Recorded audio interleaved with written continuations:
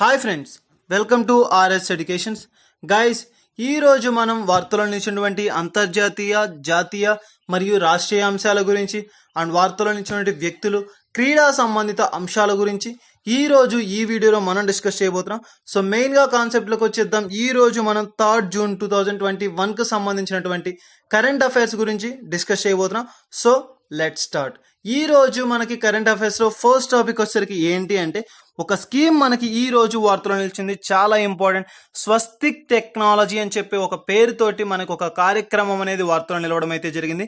ఇటీవల కాలంలో కూడా ఈ యొక్క టెక్నాలజీస్కి సంబంధించి ఒక వివిధ రకాలైనటువంటి యొక్క స్కీమ్స్కి సంబంధించినటువంటి అంశాలు అనేది మనం తరచూ వార్తలో నిలవడం చూసాం. సో ఆ విధంగా తీసుకుంటే మనకి ఈరోజు స్వస్తిక్ టెక్నాలజీ. సో స్వస్తిక్ టెక్నాలజీ యొక్క ముఖ్య ఉద్దేశం ఏంటి అండ్ అసలు ఈ యొక్క స్వస్తిక్ టెక్నాలజీ దేనికి ఉపయోగకరంగా ఉంటుంది అంటే, మనకి సిఎస్ఐఆర్ అండ్ ఎన్సిఎల్ యొక్క స్వస్తిక్ టెక్నాలజీ మనకి ఈ రోజు వార్తలో నిలిచింది. సో ఒక సంస్థ దీనిని నిర్వహిస్తూ వార్తలో నిలిచింది. అది ఏంటి అంటే సిఎస్ఐఆర్ ఎన్సిఎల్. సో మనకి ఈ యొక్క మెయిన్గా తీసుకుంటే నీటిని శుభ్రపరిచేందుకు ఒక ప్రత్యేకమైనటువంటి పద్ధతిని ప్రవేశపెడుతూ ఈ రోజు మనకి ఈ యొక్క స్వస్తిక్ అనే ఒక అంశంతో వార్తలు నిలవడం అయితే జరిగింది. So Swastik technology CSIR and national వీరి యొక్క సంస్థ ఆధ్వర్యంలో నిర్వహించబడుతున్నటువంటి ఒక కార్యక్రమం ఏంటి అంటే, నీటిని శుభ్రపరిచేందుకు గాను ఒక ప్రత్యేకమైనటువంటి పద్ధతే మనకి ఈ యొక్క స్వస్తిక్ టెక్నాలజీ అని చెప్పవచ్చు. ప్రస్తుతం ఉన్నటువంటి ఈ యొక్క కాలంలో, మనకి యొక్క కరోనా కాలంలో శుభ్రమైనటువంటి యొక్క ఏది అయినా, ముఖ్యంగా మనకి జీవించడానికి అత్యంత అవసరమైనది నీరు. సో త్రాగునీరుని పరిశుభ్రంగా ఉంచాలి అండ్ మెయిన్గా తీసుకుంటే దీనిలో లవణాలు అధిక శాతంలో ఉన్నా లేదా తక్కువ శాతంలో ఉన్నా కానీ అవి మనకి చాలా హానికరంగా, ప్రమాదకరంగా మారుతాయి అని చెప్పే ఉద్దేశంతో సో దానిని శుభ్రపరచాలి. సో ఒక నీటిని శుభ్రపరిచేందుకు గాను ఒక ప్రత్యేకమైనటువంటి పద్ధతి, పరిశుభ్రమైన నీటిని పెంపొందించుకునేందుకు ఈ యొక్క అంశం ద్వారా మనం ఈ రోజు రావడం అయితే జరిగింది. సో మనకి మెయిన్గా తీసుకుంటే ఏ విధంగా ఈ యొక్క నీటిని శుభ్రపరుస్తారు అంటే, స్వస్తిక్ టెక్నాలజీ ప్రక్రియ ద్వారా to disinfect the natural oil. So disinfect the natural oil అని చెప్పవచ్చు. సో నీటిలో ఉన్నటువంటి యొక్క లవణాలను లేదంటే నీటిలో ఉన్నటువంటి యొక్క వ్యర్థ పదార్థాలను న్యాచురల్ ఆయిల్స్, సో న్యాచురల్ ఆయిల్స్ని యూజ్ చేసి దానిని తొలగించేటువంటి ఒక ప్రక్రియ అని చెప్పవచ్చు.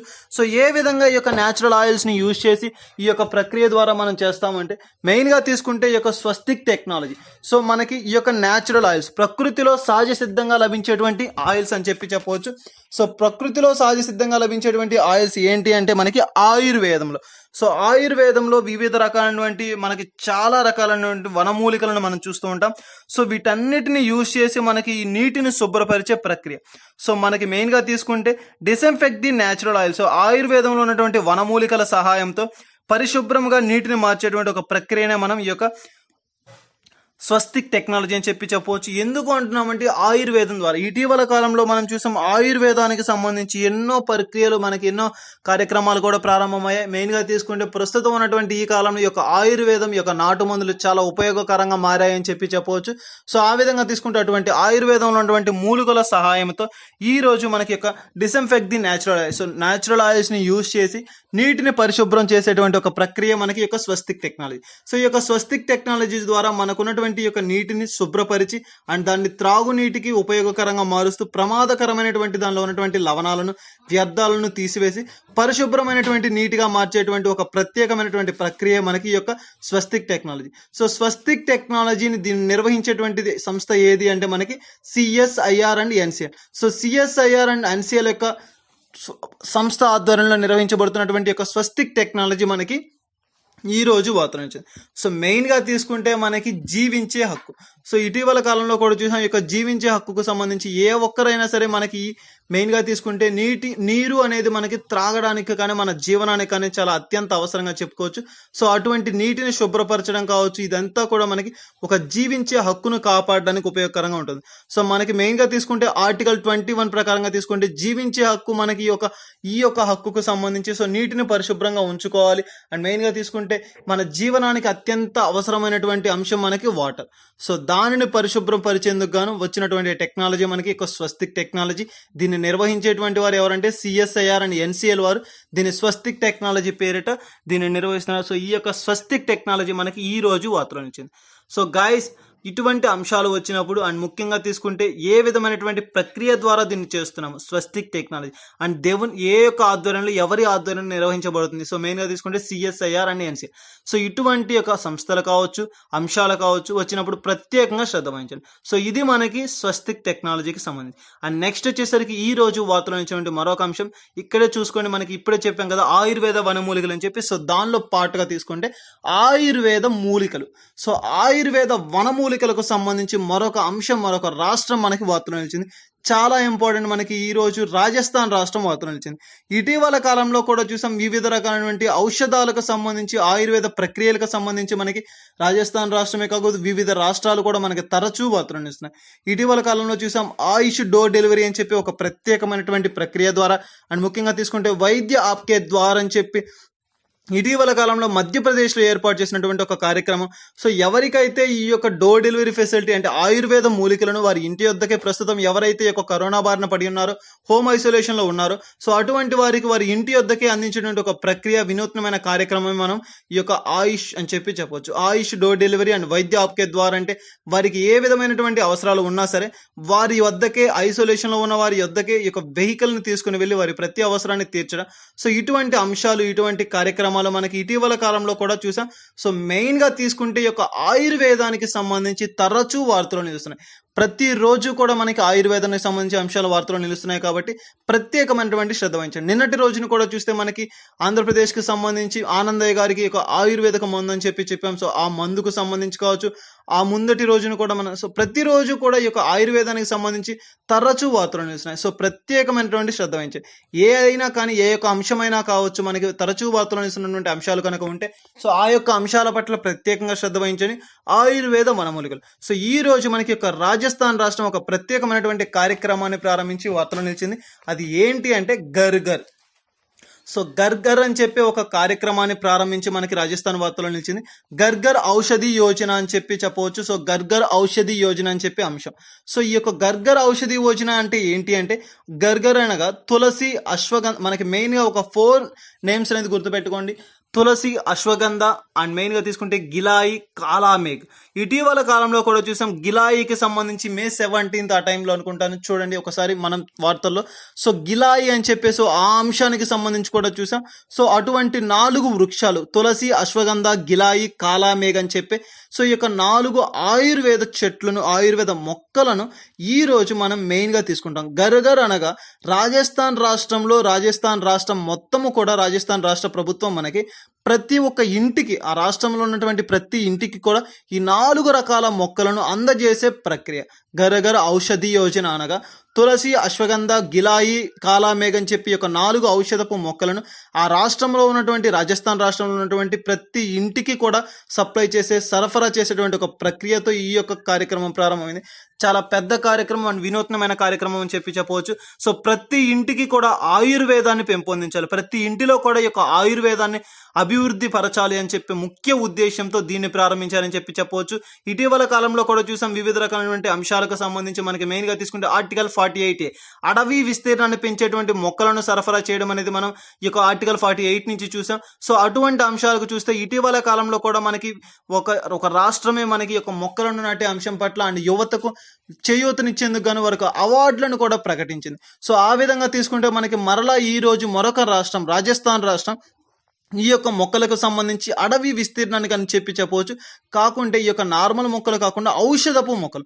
సో ఈ యొక్క ఔషధపు మొక్కల ద్వారా దాన్ని అభివృద్ధి పరచాలి, మొక్కలను నాటే ప్రక్రియను పెంపొందించాలని చెప్పే ఉద్దేశంతో రాష్ట్ర వ్యాప్తంగా ప్రతి ఇంటికి కూడా సో వారి రాష్ట్ర ప్రభుత్వమే ఈ యొక్క 4 మొక్కలను చేరవేయడం అనేది జరుగుతుంది. సో సరఫరా చేయడం అనేది జరుగుతుంది. సో ఈ విధంగా తీసుకుంటే ప్రతి ఇంటిలో కూడా ఈ యొక్క తులసి కావచ్చు, అశ్వగంధ, గిలాయి, కాలామేఘ్ ఈ యొక్క 4 ఔషధపు మొక్కలను పెంపొందించాలి అండ్ వారి ఇండ్లలో కూడా ఈ యొక్క ఆయుర్వేదపు మందును డెవలప్ చేయాలని చెప్పి వినూత్నమైనటువంటి కార్యక్రమంతో ఈ రోజు యొక్క రాష్ట్ర ప్రభుత్వం తీసుకున్నటువంటి కీలకమైనటువంటి నిర్ణయం మనకి వార్తలు వచ్చింది. సో రాజస్థాన్ రాష్ట్ర ప్రభుత్వం గర్గర్ ఔషధి యోజన అని చెప్పి ఒక కార్యక్రమంతో ఈ రోజు మనకి వార్తలు వచ్చింది. చాలా ఇంపార్టెంట్. ఆయుర్వేదానికి సంబంధించి తరచూ వార్తలు నిలుస్తున్న అంశాలు ఎన్నో ఉన్నాయి. సో ప్రతిరోజు కూడా ఈ యొక్క ఆయుర్వేదం మనం చూస్తూ ఉన్నాం. సో ఇప్పటి రోజుల్లో మనకి ఈ ఆయుర్వేదం ప్రతి ఒక్క వ్యాధికి కావచ్చు, ఈ యొక్క ఏదైతే ఉందో సో ప్రతిదానికి కూడా న్యాచురల్ ఇంగ్రీడియంట్స్ అంటే న్యాచురల్ పద్ధతుల ద్వారా మన యొక్క వ్యాధి నిరోధక శక్తిని పెంచుకొని మనలో ఉన్నటువంటి ఆ వ్యాధిని పారద్రోలేందుకు గాను ఉపయోగపడేటువంటి ఒక అతి ముఖ్యమైనటువంటి మొక్కలుగా మనం వీటిని చెప్పుకోవచ్చు. సో అటువంటి ముఖ్యమైనటువంటి ఈ మొక్కలను రాష్ట్ర వ్యాప్తంగా రాష్ట్రంలో ఉన్నటువంటి ప్రతి ఇంటికి సరఫరా చేసేటువంటి ఒక కీలకమైనటువంటి అంశంతో ఈ రోజు మనకి రాజస్థాన్ ప్రభుత్వం వార్తలు ఇచ్చింది. సో ఇది మనకి ఈ రోజు వార్తలు ఇచ్చినటువంటి గర్గర్ ఔషధ యోజనకి సంబంధించినటువంటి ముఖ్య ఉద్దేశం. అండ్ నెక్స్ట్ వచ్చేసరికి ఈ రోజు వార్తలు ఇచ్చినటువంటి మరొక అంశం ఏంటి అంటే కర్ణాటక రాష్ట్రం. సో కర్ణాటక రాష్ట్రం మనకి ఈ రోజు వార్తలను ఇచ్చింది. చాలా ఇంపార్టెంట్. మనకి మెయిన్ గా తీసుకుంటే నేమ్స్ అనేది చాలా ఇంపార్టెంట్. ఏ రాష్ట్రానికి సంబంధించి ఏ కార్యక్రమం ప్రారంభించబడింది, ఎటువంటి కార్యక్రమం అని చెప్తే మనకి మెయిన్ గా తీసుకుంటే ఈ రోజు doctors for village are doctors right towards village చాలా చాలా important. Doctors for village are doctors right towards village. So ఆ పేర్లను మనం గమనిస్తే ఏంటి అంటే డాక్టర్స్ ఫర్ విలేజ్ గ్రామీణాల కోసం, గ్రామ ప్రాంతాల కోసం, గ్రామాల విలేజెస్ కోసం, గ్రామీణ కోసం విలేజెస్ మనకి మెయిన్గా తీసుకుంటే గ్రామాల కోసం మనకి మెయిన్గా డాక్టర్స్ ఫర్ విలేజ్ గ్రామీణ ప్రాంతాల్లో నివసించేటువంటి వారి కొరకు డాక్టర్లు. అండ్ విధంగా డాక్టర్స్ రైట్ టువర్డ్స్ విలేజ్ గ్రామీణ ప్రాంతాల వైపు డాక్టర్స్ ప్రయాణం. సో రెండు కూడా మనకి ఒకే అంశంగా చెప్పుకోవచ్చు. సో చాలా ఇంపార్టెంట్. మనకి ఏ అయితే ప్రస్తుతం కరోనా కాలంలో ఉన్నారో వైద్యులు కానీ వైద్య సిబ్బంది కానీ దీని యొక్క ముఖ్య ఉద్దేశం ఏంటి అంటే ఎంబీబీఎస్ ఫైనల్ ఇయర్ స్టూడెంట్స్ కావచ్చు, BSc nursing final year students కావచ్చు, అండ్ ఆశా వర్కర్స్. చాలా ఇంపార్టెంట్. మనకి ఆశా వర్కర్స్ గురించి ఇటీవల కాలంలో కూడా చూసాం. ప్రతిరోజు మనకి మెయిన్గా తీసుకుంటే చాలా ఇంపార్టెంట్ టాపిక్గా తీసుకుంటాం ఆశా వర్కర్కి సంబంధించి. సో అసలు ఆశా వర్కర్స్ ఫుల్ ఫామ్ ఏంటి అంటే అగ్రిగేటెడ్ సోషల్ యాక్టివిస్ట్ అని చెప్పవచ్చు. అగ్రిగేటెడ్ సోషల్ యాక్టివిస్ట్ అని చెప్పి ఈ యొక్క ఆశా వర్కర్స్ వీరందరూ కలిసి ఒక ఫామ్ అవుతారు. ఒక గ్రూప్గా ఫామ్ అయ్యి, అంటే ఈచ్ గ్రూప్కి ఒక 6 or 7 మెంబర్స్గా డివైడ్ అయ్యి ప్రతి ఒక్కరికి కూడా ఒక వాహనం అనేది ఇవ్వబడుతుంది. సో ఆ యొక్క టీం ద్వారా వారు ప్రతి గ్రామానికి, ఒక గ్రామానికి కాదు, ఆ రాష్ట్రంలో ఉన్నటువంటి ప్రతి గ్రామానికి కూడా వివిధ రకాలైనటువంటి టీమ్స్గా ఫామ్ అయ్యి ప్రతి ఒక్క టీం కూడా అక్కడికి వెళ్ళడం అండ్ ఆ గ్రామీణ ప్రాంతాలకు సంబంధించి సర్వేని ఆరంభిస్తూ వార్తలను ఇచ్చారు. ఏ విధంగా, ఎందుకు ఈ సర్వే అంటే సో ప్రతి ఒక్కరిని కూడా పరామర్శిస్తూ అండ్ మోటివేట్ చేస్తూ వారికి సంబంధించి ప్రస్తుతం ఉన్నటువంటి వ్యాధుల పట్ల కావచ్చు అండ్ యొక్క కరోనా కాలంలో ఏ విధమైనటువంటి అంశాలను కలిగి ఉండాలి అండ్ వారికి ప్రస్తుతం ఎలా ఉంది అండ్ వారి యొక్క హెల్త్ కండిషన్ ఎలా ఉంది. సో ఇటువంటి అంశాలన్నింటినీ కూడా పరిగణలోకి తీసుకొని వారికి కనుక జలుబు, దగ్గు, జ్వరం ఇటువంటివి ఏవైనా ఉంటే దానికి సంబంధించినటువంటి యొక్క అంశాలను కావచ్చు లేదా మెడిసిన్స్ కానీ వారికి అందజేయడం అండ్ మెయిన్గా తీసుకుంటే వారికి కనుక చాలా విపరీతంగా కానీ ఉంటే అక్కడే వారికి ర్యాపిడ్ టెస్ట్ను నిర్వహించి కోవిడ్ నిర్ధారణ పరీక్షలను కూడా చేయడం. సో ఇటువంటి వినూత్నమైనటువంటి కార్యక్రమాలను చేపడుతూ గ్రామీణ ప్రాంతాల వైపు డాక్టర్స్ ప్రణాళిక ప్రయాణం అని చెప్పవచ్చు. సో ప్రస్తుతం ఉన్నటువంటి యొక్క కరోనా కాలంలో ఈ యొక్క డాక్టర్లు మనకి ఎంతో ఉపయోగకరమైనటువంటి సేవలను అందిస్తున్నారు. సో వారి వినూత్నమైన సేవలను ఆధారంగా చేసుకొని మనకి గ్రామీణాల కోసం, సో గ్రామీణ ప్రాంతాల్లో నివసించేటువంటి ప్రజలు ఎవరైతే ఉన్నారో సో వారి వైపు వీరి యొక్క ప్రయాణం అని చెప్పవచ్చు.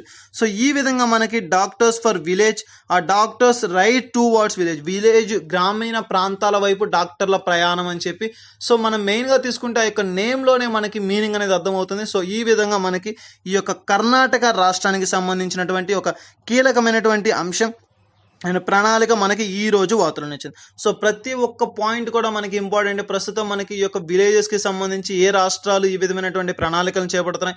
ఇటీవల కాలంలో కూడా మరొక రాష్ట్రం కూడా చూసాం. మనకి గ్రామీణ ప్రాంతాల్లో ఉన్నటువంటి యొక్క ప్రస్తుతమైనటువంటి సిచ్యువేషన్ని బేస్ చేసుకొని అండ్ వారికి ఒక వైద్య సదుపాయాలను అందచేయాలని చెప్పే ఉద్దేశంతో వివిధ రకాలైనటువంటి కార్యక్రమాలు ఎన్నో కూడా చేపట్టడం అయితే చూసాం. సో ప్రతి ఒక్క అంశం గ్రామీణ ప్రాంతాలకు సంబంధించి ఏ రాష్ట్రం ఏ రంగంలో ఏ విధమైనటువంటి కార్యక్రమాలను చేపడుతుంది అండ్ దానికి నిర్వహణాధికారం ఎవరిని కలిగి ఉన్నారు. సో ఇటువంటి అంశాలు కనుక వస్తే దాని పట్ల ప్రత్యేకమైనటువంటి శ్రద్ధ వహించండి. పోటీ పరీక్షలకు ఎవరైతే ప్రిపేర్ అవుతున్నారో సో అటువంటి వారు ఎక్కువగా కూడా మనకి యొక్క గ్రామీణ ప్రాంతాలకు సంబంధించి కావచ్చు ఈ యొక్క కరోనా కాలంలో వివిధ రకాలైనటువంటి స్కీమ్స్ని సో అటువంటి అంశాల పట్ల ప్రత్యేకమైనటువంటి శ్రద్ధ వహించండి. సో ఇది మనకి ఈ రోజు వార్తలను ఇచ్చినటువంటి డాక్టర్స్ ఫర్ విలేజ్ అని చెప్పి కర్ణాటక రాష్ట్ర ప్రభుత్వానికి సంబంధించినటువంటి వార్తలను ఇచ్చినటువంటి అంశం. అండ్ నెక్స్ట్ వచ్చేసరికి ఈ రోజు వార్తలను ఇచ్చినటువంటి మరొక అంశం ఏది అంటే gender gap. So gender gap అని చెప్పే ఒక అంశం మనకి ఈ రోజు వార్తలో నిలిచింది. చాలా ఇంపార్టెంట్. మనకి మెయిన్గా తీసుకుంటే జెండర్ గ్యాప్ మనకి ప్రతి 10 సంవత్సరాలకి ఒకసారి మనకి ఒక సెన్సెక్స్ అనేది విడుదల చేయడం అయితే జరుగుతుంది. సో ఈ యొక్క 2021 అనేది మనం సెన్సెక్స్ ఇయర్గా చెప్పుకోవచ్చు. చాలా ఇంపార్టెంట్. మనకి యాక్చువల్గా సెన్సెక్స్ ఇయర్స్ అంటే మనకి 2011 అండ్ 2021 ప్రస్తుతం ఉన్నటువంటి యొక్క కరోనా కాలంలో దీనిని కొంచెం ఇబ్బందికరంగా మారింది. కానీ ప్రస్తుతం మనకి ఈ యొక్క 2021 సెన్సెక్స్ ఇయర్గా చెప్పుకోవచ్చు. సో ఇటీవల కాలంలో కూడా చూస్తే మనకి జెండర్ జెండర్ గ్యాప్ అనేది ప్రతి ఒక్క సెన్సెక్స్లో మనకి చాలా ఇంపార్టెంట్ కీ రోల్ ప్లే చేస్తుంది. ఏంటి అంటే ఈ యొక్క జెండర్ గ్యాప్. సో ఈ యొక్క జెండర్ గ్యాప్ అనే అంశంతో ఈ రోజు మనకి వార్తలు నిలిచింది. So based on 2011 gender gap ప్రకారంగా మనకి తీసుకుంటే మనకి 1008 మంది పురుషులకు గాను 1000 మంది స్త్రీలు మాత్రమే ఉన్నట్లుగా మనకి ఆ యొక్క జెండర్ గ్యాప్ ద్వారా వెలువరించబడింది. చాలా ఇంపార్టెంట్ స్త్రీ పురుష నిష్పత్తి అని చెప్పవచ్చు. సో స్త్రీ పురుష నిష్పత్తి ప్రకారం తీసుకుంటే 2011లో ప్రతి 1008 మంది పురుషులకు గాను 1000 మంది స్త్రీలు మాత్రమే ఉన్నారు. సో జెండర్ గ్యాప్ అనేది మనకి 48.0% ఉమెన్స్ అనేది ఉంటే 51.96 మెన్స్ అనేది ఉండడం జరుగుతుంది. సో స్త్రీ నిష్పత్తి ప్రకారం లింగ నిష్పత్తి ప్రకారం నిర్ధారణ ప్రకారంగా తీసుకుంటే 2011 జెండర్ గ్యాప్ ప్రకారంగా మనకి టోటల్గా సెన్సెక్స్ ఆధారంగా మనం తీసుకుంటే స్త్రీ పురుషుల లింగ నిష్పత్తి అని చెప్పవచ్చు. సో స్త్రీ పురుషుల లింగ నిష్పత్తి అనేది ప్రతి విషయంలో కూడా ప్రభావితం చేస్తుంది. సో ఆ విధంగా తీసుకుంటే మనకి ఈ రోజు మెయిన్గా ఈ కోవిడ్ విషయానికి వస్తే, సో ఈ యొక్క కోవిడ్ విషయంలో కూడా ఈ రోజు మనకి ఒక స్త్రీ పురుష నిష్పత్తి అనేది వార్తలు నిలవడం అనేది జరిగింది. సో ఏ విధంగా అని చెప్తే ఇటీవల కాలంలో మనకి ఈ యొక్క స్త్రీ పురుషుల నిష్పత్తి తీసుకుంటే 1008 మందికి గాను 1000 మంది స్త్రీలు ఉన్నట్లుగా ఈ రోజు మనకి 48.0% ఉమెన్స్ అండ్ 51.96 మెన్స్ అని చెప్పాం పర్సంటేజెస్లో. సో ఈ రోజు మనకి యొక్క కోవిడ్ వ్యాక్సిన్ పై, సో కోవిడ్ వ్యాక్సిన్కి సంబంధించి కూడా యొక్క స్త్రీ పురుషుల నిష్పత్తి అనేది చాలా ప్రభావితం చూపుతుంది అని చెప్పవచ్చు. సో మొట్టమొదటిగా మనకి భారతదేశంలో మన యొక్క ప్రజాస్వామ్య రాజ్యంలో మనకి ఎప్పుడు యొక్క కోవిడ్ మనకి యొక్క కరోనా వ్యాక్సినేషన్ ప్రక్రియను ప్రారంభించారంటే జనవరి 16వ తారీఖున ఈ యొక్క కరోనా వ్యాక్సినేషన్ ప్రక్రియను ప్రారంభించారు. సో ఆ విధంగా ఈ యొక్క కరోనా వ్యాక్సినేషన్ ప్రక్రియకు చూసుకుంటే మొత్తంగా మనకి ఇప్పటి వరకు 21 కోట్ల మందికి ఈ యొక్క వ్యాక్సినేషన్ అందజేశారు. ఆల్మోస్ట్ ఇంకా 100 కోట్ల మంది వరకు కూడా మనకి ఈ యొక్క వ్యాక్సినేషన్ అందించవలసిన వారు ఉన్నారు. అండ్ అందులో చిన్న పిల్లలను కానీ యొక్క యువకులు కొంతమందిని తీసివేస్తే, ఎందుకంటే వారికి సంబంధించి ఇంకా మనకి యొక్క వ్యాక్సినేషన్ ప్రక్రియ అనేది ఆరంభం కాలేదు కనుక మొత్తంగా మరొక 50 కోట్ల మందికి ఈ యొక్క వ్యాక్సినేషన్ ప్రక్రియను పూర్తి చేయనున్నారు. సో ఈ విధంగా తీసుకుంటే ప్రస్తుతం ఉన్నటువంటి ఈ యొక్క 21 కోట్ల మందికి వ్యాక్సినేషన్ ప్రక్రియను పూర్తి చేశారు. సో దాని యొక్క నిష్పత్తి ఆధారంగా తీసుకుంటే ఇప్పటి వరకు కూడా ప్రతి 1000 మంది పురుషులకు ఇస్తే మనకి టోటల్గా మనం 1000 మందిని తీసుకుంటే ఫర్ ఎగ్జాంపుల్కి, సో ప్రతి 1000 మంది పురుషులకు గాను 871 మంది స్త్రీలకు మాత్రమే యొక్క వ్యాక్సినేషన్ అనేది ఇవ్వబడుతుంది. సో 1000 మంది పురుషులకు ఈ యొక్క వ్యాక్సినేషన్ అనేది కంప్లీట్ అయితే అట్ ద సేమ్ టైం మనకి 871 మంది 871 పర్సన్స్కి ఉమెన్స్కి మాత్రమే ఈ యొక్క వ్యాక్సినేషన్ కార్యక్రమం అనేది పూర్తి చేయడం అనేది జరుగుతుంది. సో ఈ విధంగా తీసుకుంటే ఇక్కడ కూడా మనకి ఈ యొక్క లింగ నిష్పత్తి అనేది కనపడుతుంది. స్త్రీ పురుషుల నిష్పత్తి అనేది మనకి ఇక్కడ కూడా కనపడడం అనేది జరుగుతుంది. సో ప్రతి 1000 మంది పురుషులకు గాను 871 మంది ఉమెన్స్ స్త్రీలకు మాత్రమే ఈ యొక్క వ్యాక్సినేషన్ ప్రక్రియను పూర్తి చేశారని చెప్పి మొత్తంగా ఇప్పటి వరకు కూడా మనకి 21 కోట్ల మందికి మాత్రమే ఈ యొక్క వ్యాక్సినేషన్ పూర్తి చేశారు. అండ్ రిమైనింగ్ తీసుకుంటే ఇంకా 50 కోట్ల వరకు కూడా నార్మల్ పీపుల్కి ఇవ్వవలసిందిగా తీసుకుంటారు. సో ఆ విధంగా మనకి ఈ యొక్క లింగ నిష్పత్తి అనేది ప్రస్తుతం ఉన్నటువంటి యొక్క కరోనా యొక్క కోవిడ్ కాలంలో కూడా ఈ యొక్క ప్రభావితాన్ని చూపుతుంది అని చెప్పవచ్చు. సో మెయిన్గా తీసుకుంటే ఇటీవల కాలంలో ఉన్నటువంటి యొక్క స్త్రీ పురుషుల లింగ నిష్పత్తి అనేది మనకి చాలా ఇంపార్టెంట్. ప్రస్తుతం సెన్సెక్స్ ఆధారంగా కూడా తీసుకున్నాం. మనకి ఈ యొక్క కోవిడ్ కాలంలో ఈ విధమైనటువంటి అంశాలు వచ్చినప్పుడు అండ్ మెయిన్గా ఈ యొక్క స్త్రీ పురుష నిష్పత్తికి సంబంధించి కావచ్చు, లేదంటే ఈ యొక్క సెన్సెస్కి సంబంధించి ఇటీవల కాలంలో కూడా మనం తరచూ వార్తలు నిలుస్తున్నాయి. సో ఈ యొక్క సెన్సెస్కి సంబంధించినటువంటి అంశాలు కానీ, స్త్రీ పురుషుల లింగ నిష్పత్తికి సంబంధించి కావచ్చు, అండ్ మెయిన్గా తీసుకుంటే జెండర్ గ్యాప్. సో ఇటువంటి అంశాలు వచ్చినప్పుడు వాటి పట్ల ప్రత్యేకమైనటువంటి శ్రద్ధ వహించండి.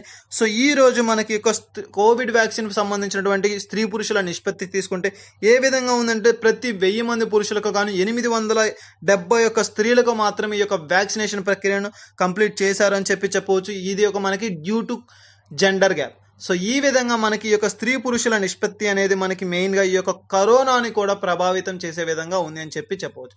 సో ఇది మనకి ఈ రోజు వార్తలో నిలిచినటువంటి జెండర్ గ్యాప్ అని చెప్పి ఒక అంశానికి సంబంధించినటువంటి అంశం.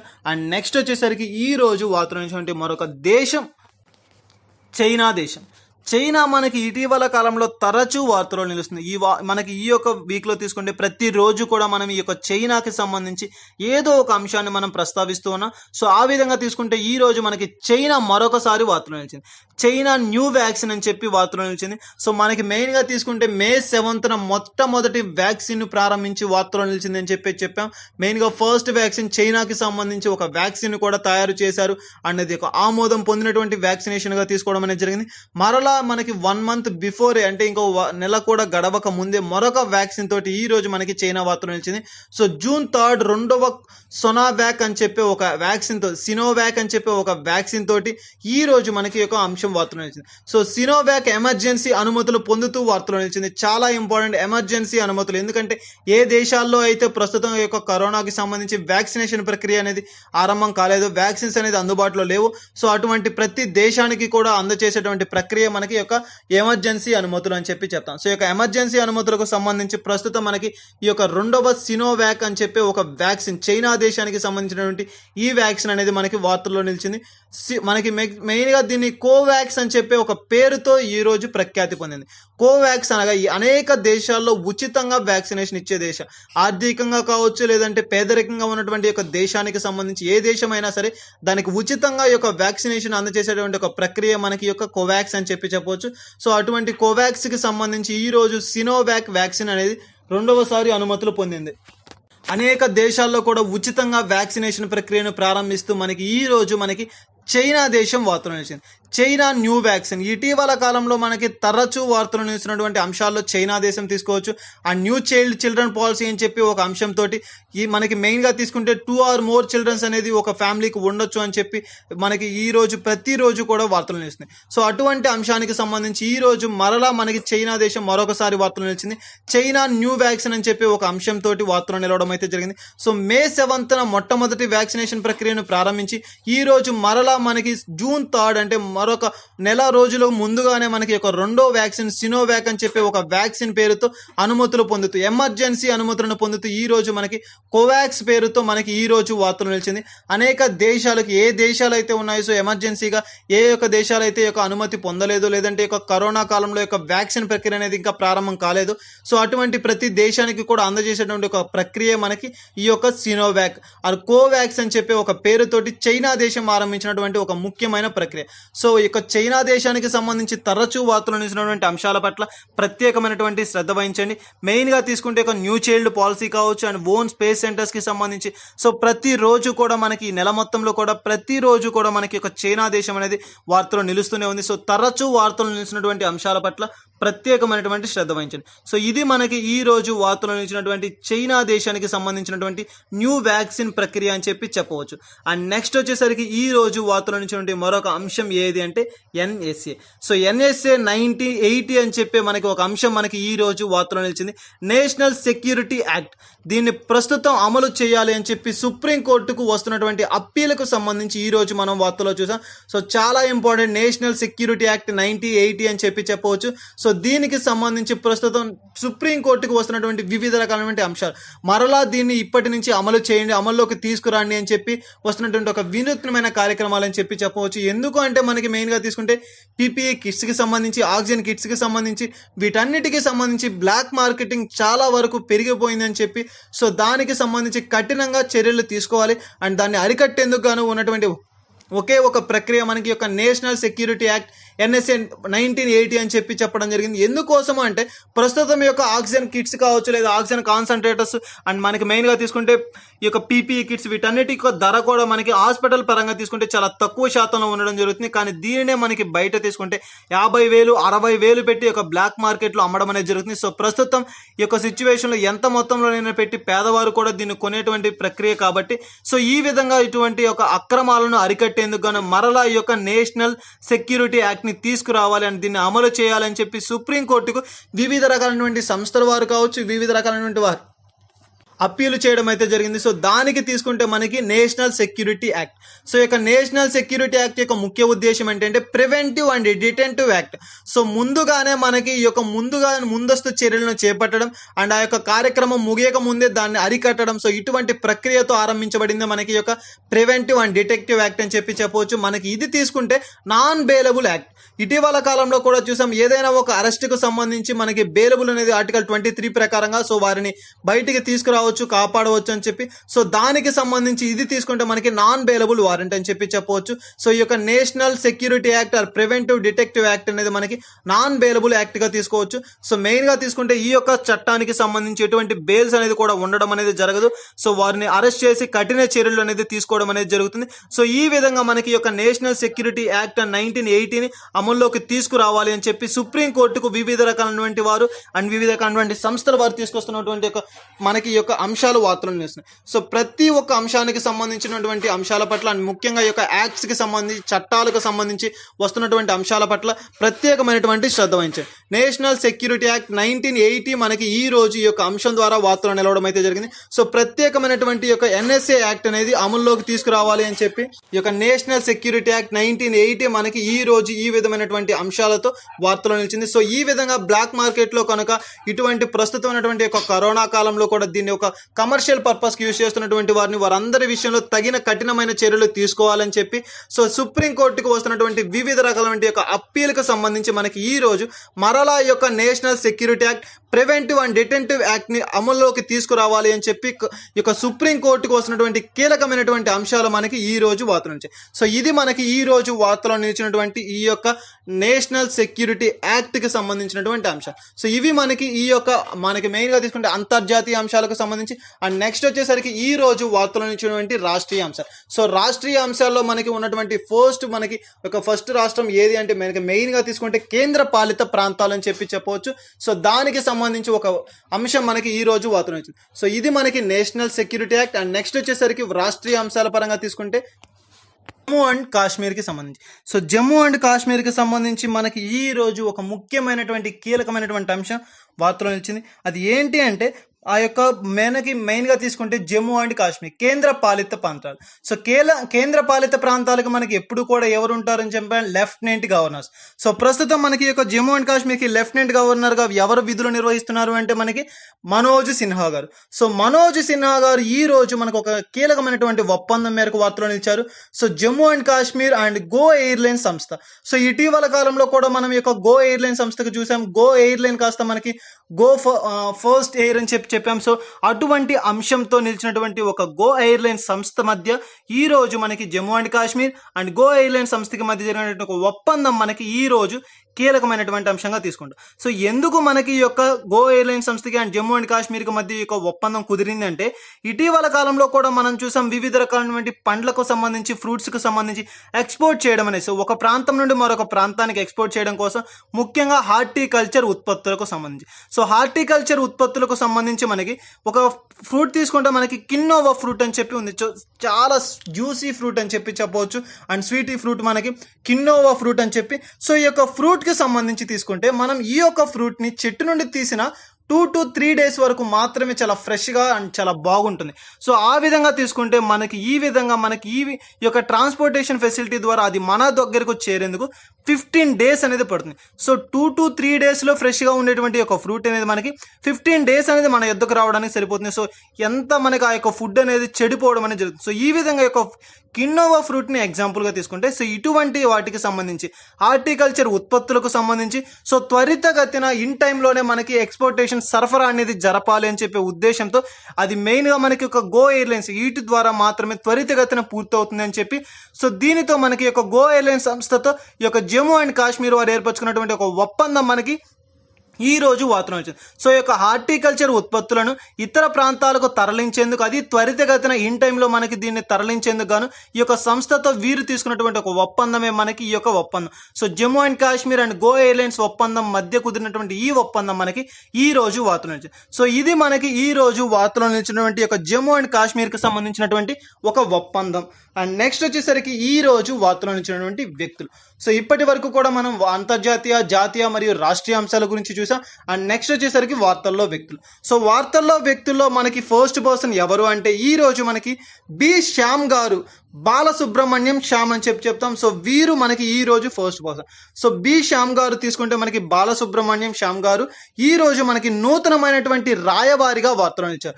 సో ఇటీవల కాలంలో మనకి రాయబారులకు సంబంధించి తరచూ వార్తలు నిలుస్తున్నటువంటి అంశాలను తీసుకుంటే సో మెయిన్ గా తీసుకుంటే వీరు మనకి ప్రముఖులు.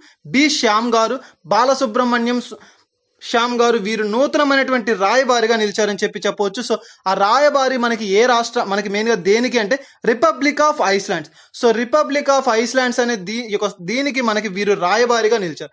చాలా ఇంపార్టెంట్. మనకి ఇటీవల కాలంలో తరచూ వార్తలను ఇస్తున్నటువంటి అంశాల్లో మనకి ఈ రాయబారులకు సంబంధించినటువంటి అంశాల పట్ల ప్రత్యేకమైనటువంటి శ్రద్ధ వహించండి. సో మెయిన్గా తీసుకుంటే మనకి ఇది ఒక ఇంపార్టెంట్ థింగ్. అండ్ ఇటీవల కాలంలో చూసాం ఈ యొక్క ఐస్లాండ్స్కి సంబంధించి ఒక అగ్నిపర్వతం, ఇంపార్టెంట్ అగ్నిపర్వతం గురించి కూడా మనం చూసాం. సో ఆ యొక్క ఐస్లాండ్స్ రిపబ్లిక్కి వీరు ఈ రోజు నూతనమైనటువంటి రాయబారిగా నియమితులై వార్తలు నుంచి. సో ఇది మనకి ఈ యొక్క బాలసుబ్రహ్మణ్యం శ్యామ్ గారికి సంబంధించి.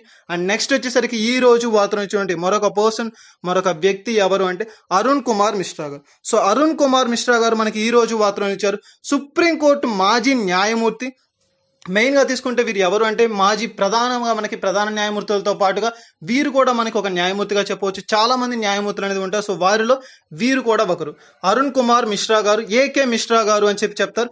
ఈ రోజు మనకి వీరు నేషనల్ హ్యూమన్ రైట్స్ కమిషన్ కి అనే ఒక సంస్థకి మెయిన్గా చెప్తే ఒక నేషనల్ హ్యూమన్ రైట్స్ అనే సంస్థ ఒక చట్టబద్ధ సంస్థ, అది స్టాట్యుటరీ బాడీ అని చెప్తాం. సో ఆ యొక్క చట్టబద్ధ సంస్థకి నూతనమైనటువంటి చైర్మన్ గా నియమితులై వార్తలు ఇచ్చారు. చాలా ఇంపార్టెంట్. ఈ యొక్క నేషనల్ హ్యూమన్ రైట్స్ కమిషన్ సంస్థకి నూతన చైర్మన్ గా నియమితులై వార్తలు నిలిచిన వారు ఎవరు అంటే అరుణ్ కుమార్ మిశ్రా గారు. సో ఈ యొక్క నేషనల్ హ్యూమన్ రైట్స్ కమిషన్ ఎప్పుడు స్థాపించారు, మనకి ఏ ఆధారంగా అంటే ప్రొటెక్షన్ ఆఫ్ హ్యూమన్ రైట్స్ అని చెప్పే దాని యొక్క ఆధారంగా, ఆ చట్టం ఆధారంగా మనకు ఒక కమిషన్ ఏర్పరచబడింది. అదే మనకి నేషనల్ హ్యూమన్ రైట్స్ కమిషన్. దీన్ని ఎప్పుడు ఏర్పాటు చేశారంటే 1993 అక్టోబర్ 12న దీన్ని ఏర్పాటు చేయడం అనేది జరిగింది. చాలా ఇంపార్టెంట్. మానవ హక్కుల పరిరక్షణ చట్టం. సో దీనికి సంబంధించి ఒక కమిషన్ అనేది మనకి చూస్తాం, national human rights commission. So దాన్ని ఏర్పాటు చేసిన సంవత్సరం ఏది అంటే మనకి 1993. జీకే బిట్ పరంగా తీసుకుంటే మనకి ఏ ఇయర్ అండ్ ఏ మంత్ ఏ డేట్ అనేది చాలా ఇంపార్టెంట్. సో మనకి 1993 అక్టోబర్ 12న దీన్ని ఏర్పాటు చేయడం అయితే జరిగింది. So national human rights commission ఏ చట్టం ఆధారంగా అంటే ప్రొటెక్షన్ ఆఫ్ హ్యూమన్ రైట్స్ చట్టం ఆధారంగా దీన్ని ఏర్పాటు చేయడం అనేది జరిగింది. సో మెయిన్గా తీసుకుంటే దీనికి ఈ రోజు మనకి ఒక అరుణ్ కుమార్ మిశ్రా గారు, ఏకే మిశ్రా గారు ప్రధాని అంటే మెయిన్గా నూతన చైర్పర్సన్ గా నియమితులే వార్తలు ఇచ్చారు. సో ఇది మనకి ఈ రోజు వార్తలు ఇచ్చేటువంటి అరుణ్ కుమార్ మిశ్రా ఏకే మిశ్రా గారికి సంబంధించి. అండ్ నెక్స్ట్ వచ్చేసరికి ఈ రోజు వార్తలు ఇచ్చేటువంటి మరొక పర్సన్ ఎవరు అంటే విక్రమ్జిత్ సేన్ గారు. సో విక్రమ్జిత్ సింగ్ గారు మనకి ఈ రోజు వార్తలు ఇచ్చారు. వీరు మనకి మాజీ న్యాయమూర్తి. సో ఈ రోజు మనకి వీరు కూడా మరొక మాజీ న్యాయమూర్తి గారు. అండ్ ఇండియన్ బ్రాడ్కాస్టింగ్ ఫౌండేషన్ అని చెప్పాము. ఇటీవల కాలంలో ఇండియన్ బ్రాడ్కాస్టింగ్ పేరుతో మనకి మార్చబడింది. అంటే ఏంటి అంటే Indian broadcasting digital foundation. So ప్రస్తుతం ఉన్నటువంటి యొక్క డిజిటల్ ప్రక్రియలో దీని పేరు కూడా మనకి ఒక డిజిటల్ ఫార్మేట్ లోకి మార్చబడి ఇండియన్ బ్రాడ్కాస్టింగ్ డిజిటల్ ఫౌండేషన్ గా పేరు పొందినటువంటి ఈ యొక్క ఇండియన్ బ్రాడ్కాస్టింగ్ ఫౌండేషన్ కి ప్రస్తుతం మనకి ఈ రోజు నూతనమైనటువంటి ప్రధాన పర్సన్ గా అంటే చైర్పర్సన్ గా నియమితులే వార్తలు ఇచ్చారు. చాలా ఇంపార్టెంట్. మనకి వీరు ఈ రోజు మనకి దీనికి ప్రధానిగా అంటే ప్రధానమైనటువంటి వ్యక్తి పర్సన్ ఒక పోస్ట్ కి నియమితులే వార్తలు ఇచ్చారు. చాలా ఇంపార్టెంట్. మాజీ జస్టిస్ అంటే మాజీ న్యాయమూర్తిగా పేరు ప్రఖ్యాతలు పొందినటువంటి యొక్క విక్రమ్జిత్ సేన్ గారు ఈ రోజు మనకి ఈ యొక్క ఇండియన్ బ్రాడ్కాస్టింగ్ డిజిటల్ ఫౌండేషన్ గా పేరు మార్చబడినటువంటి యొక్క సంస్థకి ప్రధానిగా అంటే మెయిన్ పర్సన్ చైర్పర్సన్ గా నియమితులే వార్తనిచ్చారు.